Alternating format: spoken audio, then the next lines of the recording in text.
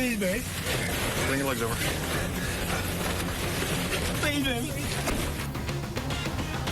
Video shows the moments Tulsa County Deputies arrest a man who's currently on federal probation and is now accused of kidnapping and repeatedly beating his girlfriend. Thanks for joining us. I'm Craig Day. And I'm Lori Fulbright. News on 6's Reagan Ledbetter is live to explain to us the unique way they arrested Jace McKittrick. Reagan.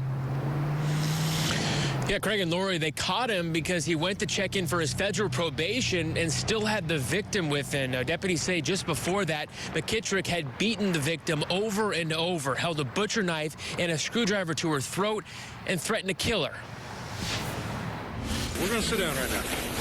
Please, give me something. This is moments after Tulsa County deputies rescued a kidnapping victim and arrested Jace McKittrick. You ain't got no weapons on you? Yes, sir. She was convinced in talking with her that had we not intervened, he probably would have killed her last night. We were ready to do whatever we needed to try and rescue this victim and get her to safety.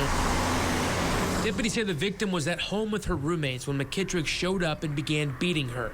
Deputies say the roommates tried to intervene, but that's when McKittrick held a knife to the victim's throat.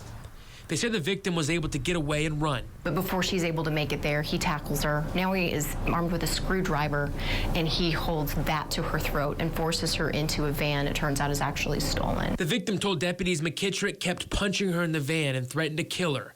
While searching for them, deputies learned McKittrick was on federal probation for drugs, and he was required to check in at a detention facility in Turley last night. When he showed up, deputies were waiting. You have somebody who is basically behaving as though he's unhinged, pulling knives on people, trying to slash at people. I hope that maybe other women watching this who have found themselves in a situation where they're with someone that tends to get violent, to know that this is how it can end. The records show McKittrick has spent time in state prison since 2009 for drugs and assaulting a police officer. Records also show he was sentenced to 5 years in federal prison back in 2019, but was released early. Live in Tulsa, Reagan Ledbetter, Oklahoma's Own, News on 6.